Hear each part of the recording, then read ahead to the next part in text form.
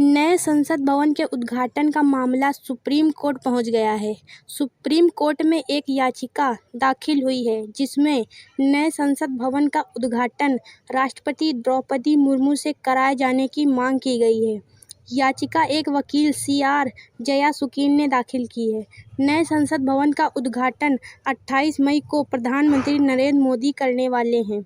जयासुकीन ने अपनी याचिका में कहा कि 18 मई को लोकसभा सचिवालय द्वारा जारी बयान और लोकसभा के महासचिव द्वारा नए संसद भवन के उद्घाटन समारोह के लिए जारी किया गया आमंत्रण संविधान का उल्लंघन है। याचिका के मुताबिक राष्ट्रपति भारत की पहली नागरिक हैं और संसद संस्था की प्रमुख हैं।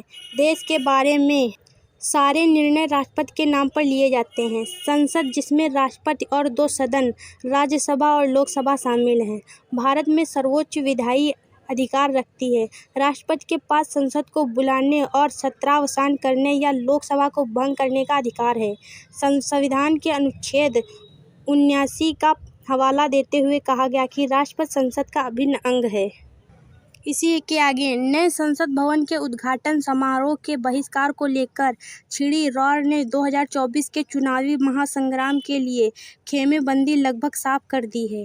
राष्ट्रपति को उद्घाटन के लिए नहीं बुलाए जाने के सवाल पर कांग्रेस समेत विपक्ष के 20 दलों ने जहां आपसी मतभेदों को किनारे कर राजग भाजपा को चुनौती देने के संकेत दिए हैं, वहीं राजग में शामिल 14 दलों ने प्रधानमंत्री नरेंद्र मोदी के हाथों नए संसद भवन के उद्घाटन के पक्ष में उतरकर सत्ताधारी गठबंधन की गोलबंदी में संशय की गुंजाइश समाप्त कर दी है। बसपा, YSR, कांग्रेस, बीजद, अकाली दल और TDP सरीखे दलों ने दोनों खेमों से अलग रहकर भी समारोह में शामिल होने का ऐलान कर राजग भाजपा की तरफ से झुकाव का इशारा कर दिया है। हमेशा अपने राजनीतिक विकल्पों को खुला रखने वाले JDS प्रमुख व पूर्व प्रधानमंत्री HD देवेगौड़ा ने समारोह में आने की घोषणा कर फिलहाल विपक्षी खेमे से दूरी रखने के संकेत दिए हैं। सत्तारूढ़ राजग, भाजपा और विपक्ष के बीच वैसे तो खेमेबंदी पहले से ही लगभग साफ थी। कांग्रेस से असहज रिश्तों के बावजूद भाजपा की विचारधारा के विरुद्ध लड़ाई के चलते सपा, तृणमूल कांग्रेस, आम आदमी पार्टी और भारत राष्ट्र समिति जैसे दलों के लिए विपक्षी एकता की छतरी अपरिहार्य है। इसीलिए संवैधानिक मर्यादा के बहाने इन दलों ने आपसी मतभेदों को दरकिनार कर राष्ट्रपति द्रौपदी मुर्मू के हाथों नए संसद भवन का उद्घाटन नहीं कराने के विरोध में बहिष्कार की घोषणा कर दी है। वैसे विपक्षी खेमेबंदी की मौजूदा तस्वीर बीते बजट सत्र के दूसरे चरण में तब नजर आई थी जब कांग्रेस नेता राहुल गांधी की लोकसभा सदस्यता सूरत की सत्र अदालत का फैसला आने के 24 घंटे के अंदर समाप्त कर तत्काल उन्हें सरकारी आवास छोड़ने का नोटिस जारी किया गया था। इसी के बाद विपक्षी एकता की पहल शुरू हुई और लंबे अरसे बाद संसद से बाहर राजनीतिक मुद्दों पर इन दलों की ओर से मोदी सरकार के विरुद्ध संयुक्त रणनीति अपनाई गई है।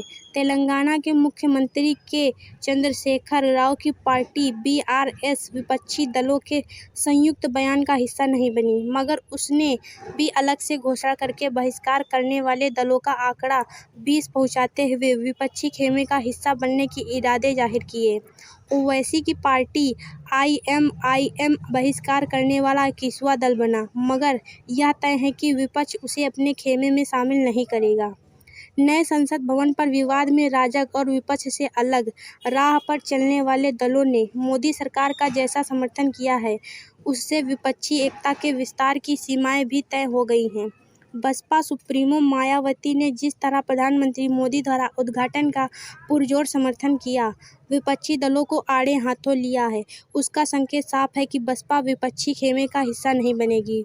कांग्रेस इंटरनेट मीडिया विभाग की प्रमुख सुप्रिया श्रीनेत ने बसपा नेत्री के ऐलान पर कहा, लगता है फोन पहुंच गया बहन जी के पास। बसपा सुप्रीमो मायावती मोदी सरकार के बचाव में मैदान में। उत्तर प्रदेश में गठबंधन की तस्वीर थोड़ी और साफ हुई। बसपा के अलावा टीडीपी का रुख भी विपक्ष को निराश करने वाला है, क्योंकि समारोह में शामिल होने की घोषणा के बाद चंद्रबाबू नायडू के विपक्षी खेमे में आने की रही सही गुंजाइश खत्म हो गई है। दिलचस्प है कि 2019 के लोकसभा चुनाव से पूर्व नायडू ने राहुल गांधी के साथ मंच साझा कर भाजपा राजग के विरुद्ध ताल ठोकी थी। इसी तरह जेडीएस चाहे पंथ निरपेक्ष राजनीति की परोपकारी करती रही है, मगर देवेगौड़ा के फैसले से साफ है कि विपक्षी खेमे में आने का अभी उनका इरादा नहीं है।